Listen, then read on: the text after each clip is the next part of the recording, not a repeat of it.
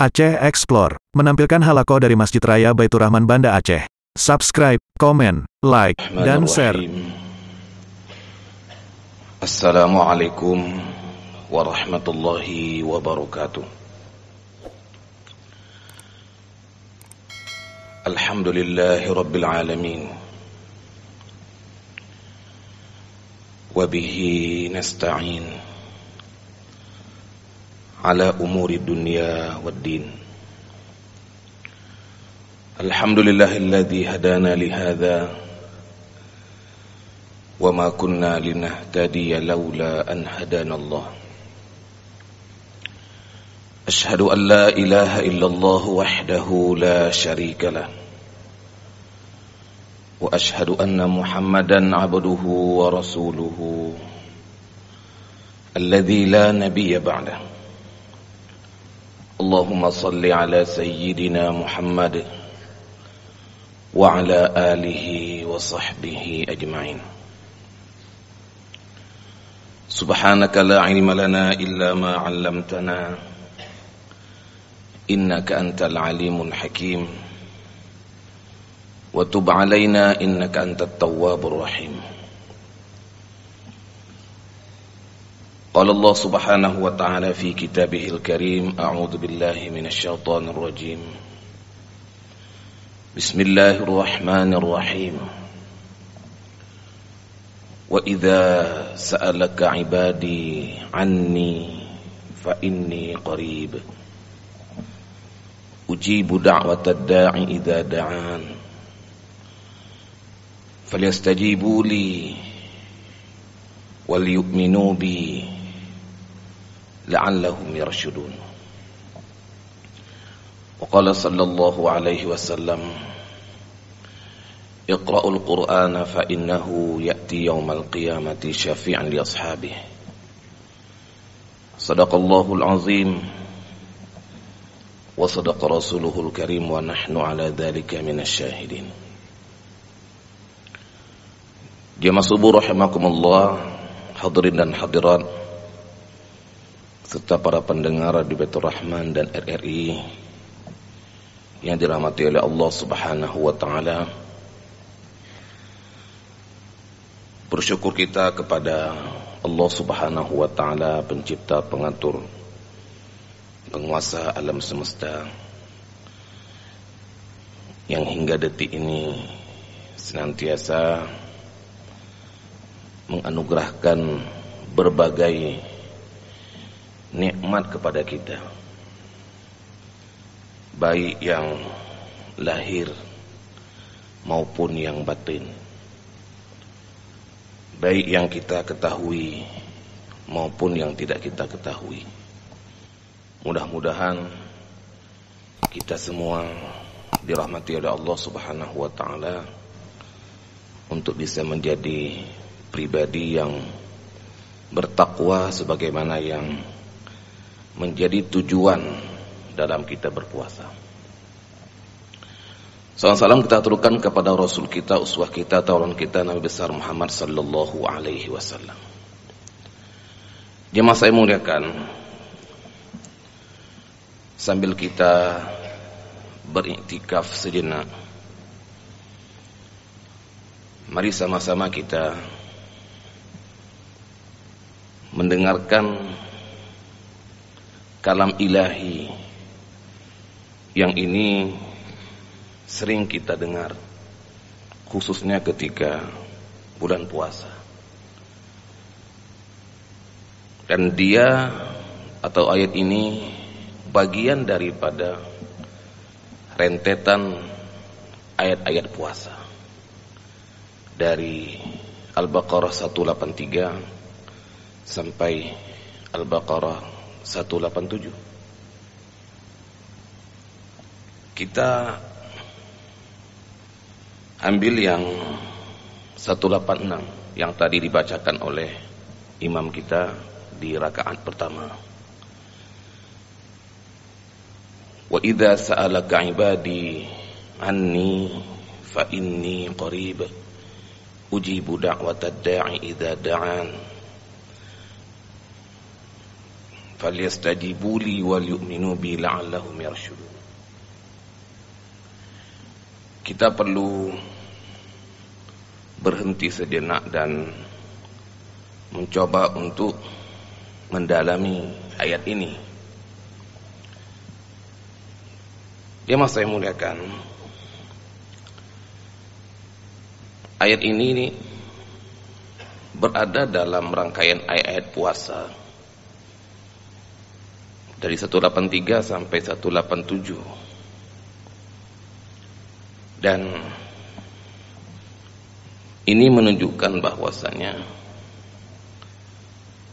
antara puasa dengan doa tidak bisa dipisah-pisah.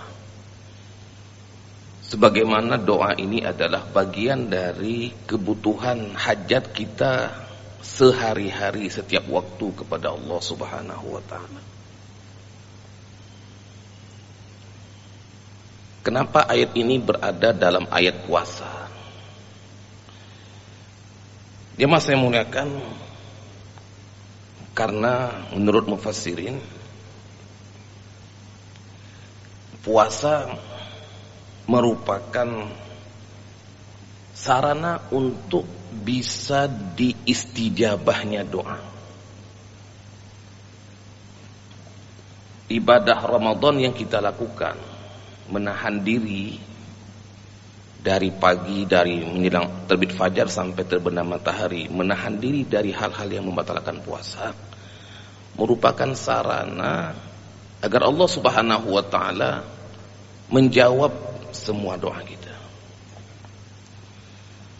Makanya dalam hadis Rasulullah Muhammad sallallahu alaihi wasallam, lis-shaimi inda iftarihi da'watun mustajabah.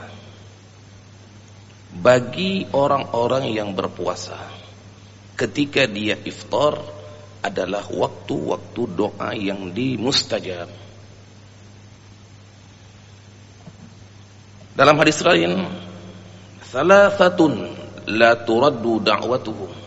Ada 3 orang, 3 golongan, 3 kelompok yang doanya tidak ditolak. Yang pertama, al-imamul adil. Imam, pemimpin yang adil. Was-shaimu hatta yuftir.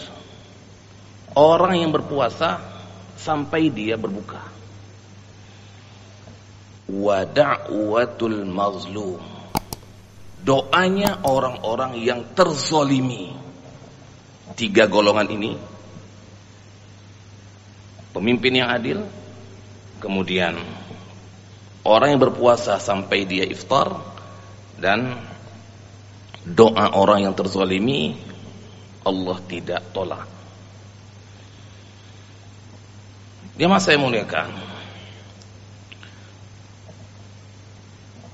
ayat ini adalah satu-satunya ayat dalam Al-Quran yang mengulang-ulang kata aku dalam makna Allah Subhanahu wa taala sampai 7 kali. Wa idza sa'alaka ibadi, dan apabila hambaku, wa idza sa'alaka ibadi anni, kedua, fa inni, yang ketiga, qarib, ujibu, aku akan jawab. Ujibu da'watad da'i idza da'ani, apabila dia berdakwah, berdoa kepadaku. Falyastajibu li, dan hendaklah mereka menjawab semua perintahku. Wal yu'minu bi, dan hendaklah mereka beriman kepadaku. Satu-satunya ayat yang mengulang-ulang kata aku dalam Al-Quran sebanyak 7 kali hanya di ayat ini. Ini menunjukkan bahwasanya untuk urusan doa dan menjawab doa adalah mutlak dan otoritas Allah Subhanahu wa taala. Dan untuk menjelaskan kepada kita bahwa aku ini dekat, bukan jauh. Wa idza sa'alaka ibadi, Dan apabila hambaku, dengan ada ya, jemaah saya muliakan, ketika nanti jemaah baca Quran, untuk kata-kata ibad ada dua cara penulisan. Ada yang pakai ya, ibadi. Dalam ayat ini pakai ya, ibadi, sehingga bacanya harus panjang, 2 harakat. Satu lagi tanpa ya, ianya tidak tertulis, tapi maknanya sama.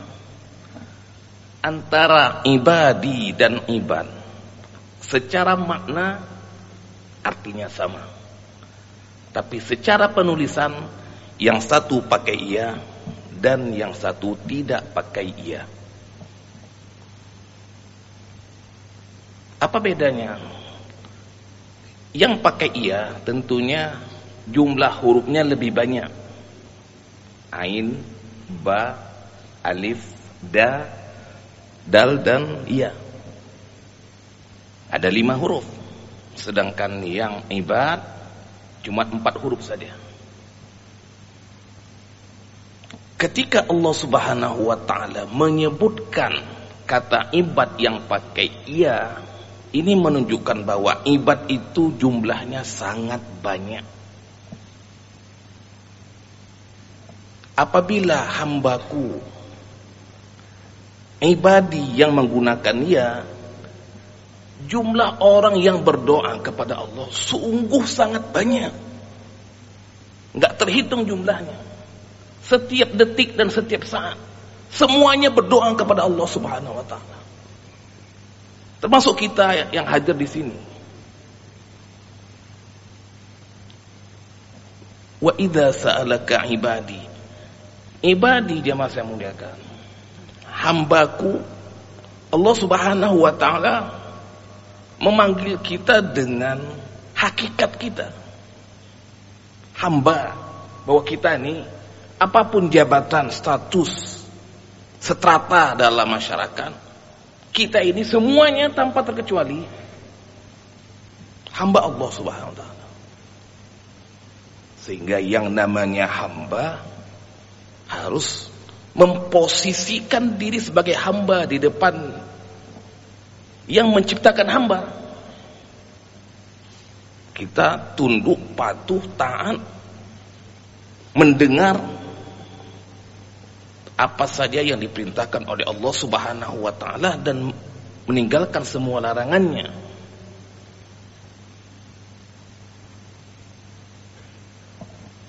Kita memposisikan diri sebagai orang yang menghambakan diri, bukan sebaliknya. Dengan makna yang luas, bahwa ibadah itu bukan hanya ibadah mahdoh, salat, puasa, zakat, haji, tapi ibadah ghair mahdoh juga sama. Apa saja yang kita lakukan untuk mencari ridha Allah Subhanahu wa ta'ala, itu adalah bagian daripada ibadah. Qul inna salati wa nusuki wa mahyaya wa mamati lillahi rabbil alamin. Wa idza sa'alaka ibadi anni, tentang aku, bukan tentang yang lain. Ini menunjukkan bahwasanya semua makhluk Allah Subhanahu wa ta'ala sangat berhajat dengan Allah yang maha kuasa, yang maha perkasa, yang bisa menjawab semua permintaan hamba-hambanya. Fa inni qarib, maka sesungguhnya aku dekat. Ini mengarahkan kita untuk merasa kedekatan Allah kepada kita. Nah, puasa yang kita lakukan dan kita masuk dalam madrasah puasa ini adalah cara untuk kita merasakan kedekatan Allah Subhanahu wa taala kepada kita. Ketika kita memahami bahwasanya Allah Subhanahu wa taala dekat, fa inni qarib. Kita selaku ibadi harus qarib dengan Allah. Ketika kita memahami dan merasakan Allah itu dekat, maka kita harus mendekatkan diri kepada Allah dengan sedekat-dekatnya. Lagi-lagi puasa mendidik kita untuk merasakan kedekatan itu. Ketika kita dalam satu kamar, makanan tersedia, minuman ada, tidak ada orang lain yang ada di situ kecuali kita sendiri dengan makanan dan minuman. Tapi kita merasa kedekatan Allah, sehingga kita tidak menyentuh makanan dan minuman itu. Padahal kalaupun kita sentuh, tidak ada yang tahu. Jadi sebulan ini jamaah saya muliakan, kita dilatih untuk merasakan kedekatan itu. Dan ini qarib ini bukan hanya pada bulan Ramadan. Setiap saat dan setiap waktu, mau Ramadan maupun di luar Ramadan, ini qarib.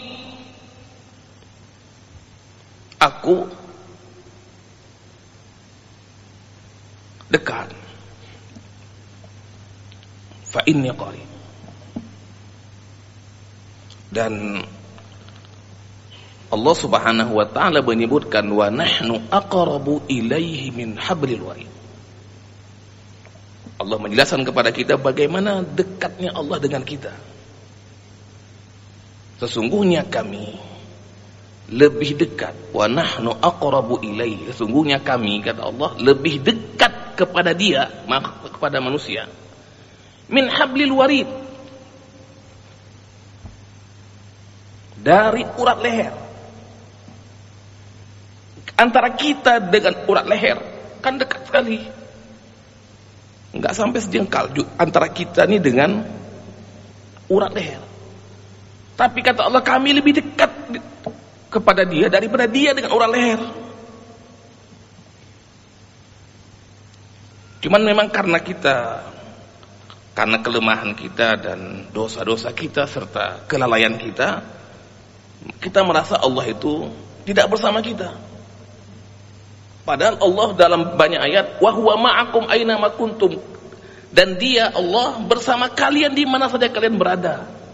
Wa huwa ma'ahum aina ma kanu, dan Allah bersama mereka di mana saja mereka berada. Jemaah saya muliakan, ujibu da'watad da'i idza da'a. Aku akan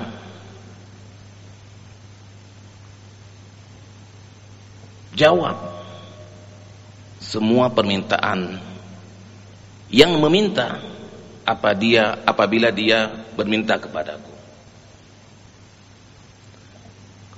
Pertanyaan, wa idza sa'alaka ibadi anni fa inni qarib ujibu da'watad da'i, tanpa ada perantara. Semua ayat-ayat yang terkait dengan pertanyaan kepada Rasulullah Muhammad sallallahu alaihi wasallam semuanya pakai kul. Ada perantara, katakan wahai Muhammad. Wa yas'alunaka 'anir ruh. Kulir ruh. Mereka bertanya kepadamu tentang ruh. Katakan wahai Muhammad, ruh itu adalah urusanku. Ada katakan. Nabi disuruh sampaikan.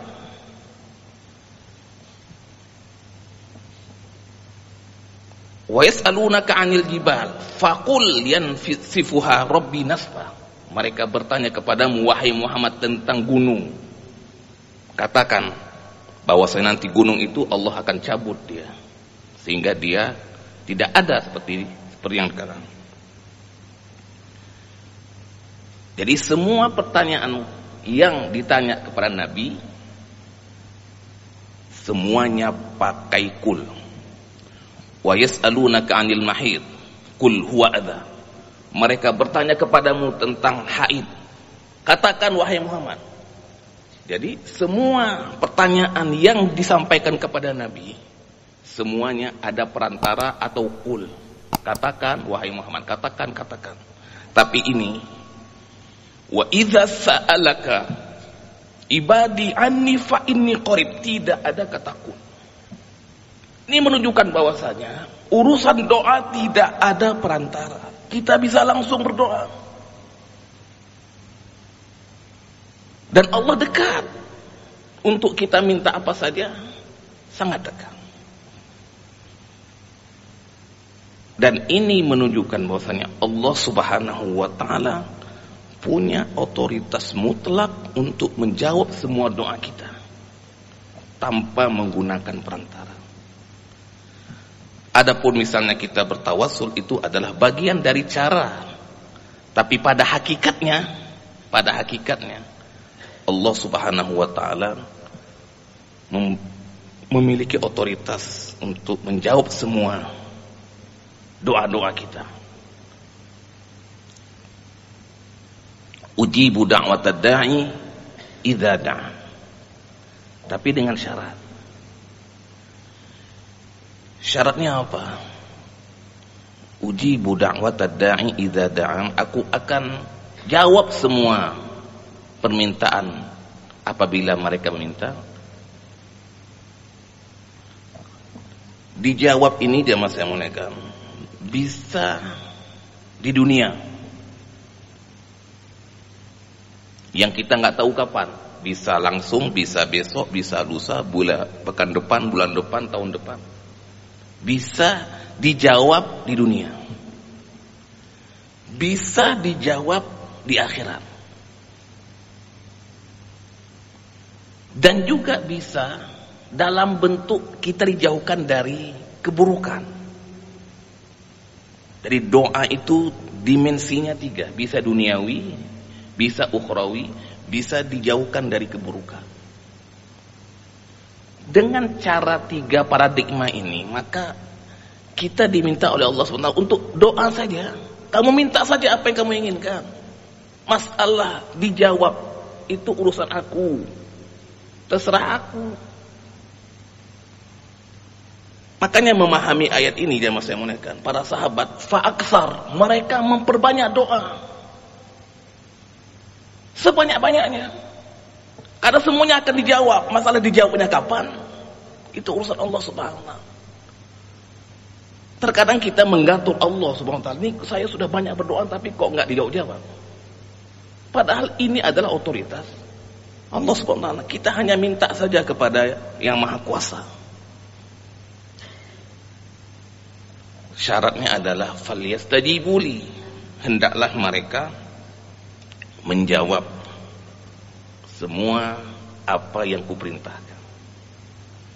Syarat untuk kita dijawab doanya adalah kita menjalankan perintah Allah Subhanahu wa ta'ala, meninggalkan larangannya. Istijabah, dijawab doa. Dia masih menggunakan. Kalau kita ingin belajar tentang bagaimana Allah Subhanahu wa ta'ala menjawab semua doa hamba-hambanya, kita perlu mendalami surat Al-Anbiya. Karena surat Al-Anbiya adalah surat disebut dengan suratul istijabah. Surat Allah jawab semua doa. Dan kata-kata istijabah falyastajibuli dalam Al-Quran paling banyak disebutkan dalam surat Al-Anbiya. Cerita tentang Nabi Nuh, cerita tentang Nabi Ibrahim, cerita tentang Nabi Zakaria, Ayub, semuanya adalah cerita tentang Allah Subhanahu wa ta'ala menjawab semua doa-doa itu. Kita ambil contoh misalnya, wa Zakaria idh nada rabbahu rabbi la tadharni farda wa anta khairul warithin. Zakaria berdoa kepada Tuhannya, Rabbi la tadharni farda. Ya Allah, jangan tinggalkan aku sendiri. Karena Nabi Zakaria sudah tua tapi belum punya anak. Wa anta khairul warithin. Fastajabna lahu. Kami istijabah doanya. Wa aslahna lahu zaujah. Dan kami perbaiki istrinya. Maksudnya dalam kondisi istrinya sudah tua tapi masih bisa hamil, masih bisa melahirkan. Nabi Zakaria yang sudah tua renta dengan istrinya yang sudah tua renta masih bisa melahirkan. Apa rahasianya? Innahum kanu yusari'una fil khairat wa yad'unana raghaban wa rahaban wa kanu lana khashi'in wallati ahsanat farjaha fanafakhna fiha min ruhina wa ja'alnaha wa ibnaha ayatan lil alamin. Kenapa Allah Subhanahu wa taala mengistijabah doa Zakaria? Innahum kanu yusari'una fil khairat, karena mereka berlomba-lomba dalam melakukan amal-amal kebaikan. Berlomba-lomba untuk melakukan amal kebaikan. Wa yad'unana raghaban wa rahaba, dan mereka senantiasa berdoa kepada kami dalam penuh harap dan cemas. Harap supaya dikabulkan, khawatir tidak dikabulkan. Dua. Yang ketiga, wa kanu lana khashi'in, dan mereka khusyuk dan patuh terhadap perintahku. Wallati ahsanat farjaha, dan mereka menjaga istrinya, menjaga kemaluannya, menjaga harga dirinya. Yang saya mengatakan ini, kalau kita simpulkan ayat ini, itulah istijabah, menjawab semua perintah Allah Subhanahu wa taala. Makanya ada yang mengomentari ayat ini, kalau misalnya ada di antara kita yang sudah berkeluarga lama tapi belum punya anak, ayat ini sudah dibuktikan oleh Zakaria dan istrinya. Dalam usia yang tua bisa melahirkan anak yang bernama Yahya. Tapi semuanya atas kehendak Allah Subhanahu wa taala. Jamaah saya muliakan, wal yu'minu bi, dan beriman kepadaku, la'allahum yarsyudun, agar mereka menjadi orang-orang yang lurus. Untuk kita berada dalam atau menjadi orang-orang yang lurus dan berada di jalan yang lurus, ini kita minta tolong kepada Allah Subhanahu wa taala agar berada di jalan yang lurus dan menjadi orang-orang yang lurus. Itulah yang kita doakan setiap kali kita sholat dalam surah Al-Fatihah. Ihdinas siratal mustaqim, ya Allah, tunjukkan kami kepada jalan yang lurus. Orang-orang lurus dan orang-orang yang berada di jalan yang lurus adalah yarsyudun. Rasyad atau rush atau yarsyudun dalam Al-Quran itu adalah maknanya orang-orang yang lurus, kebaikan, huda, kemanfaatan. Jadi huda atau ar-rusydu dalam Al-Quran itu maknanya adalah huda, kebenaran dan keimanan. La'allahum yarsyudun artinya mereka berada dalam hidayah, kebenaran dan keimanan. Jadi dengan kita berdoa, puasa ada berdoa supaya kita tetap dalam hidayah, kebenaran dan keimanan. Yang kedua, makna yarsyudun atau ar-rusydu adalah kebaikan dan kesolihan. Wa in yaraw sabilar rusydi la yattakhiduhu sabila wa in yaraw sabilal ghayyi yattakhiduhu sabila. Sabilar rusydi adalah sabil atau jalan kesolehan dan kebaikan. Ar-rusydu artinya kebaikan dan kesolehan. Dan juga ar-rusydu artinya adalah kemanfaatan. Jemaah saya muliakan, jadi kita berdoa, kita puasa, kita berdoa, kita menjalankan perintah Allah Subhanahu wa taala dan meninggalkan larangannya agar kita menjadi orang-orang yang yarsyudun.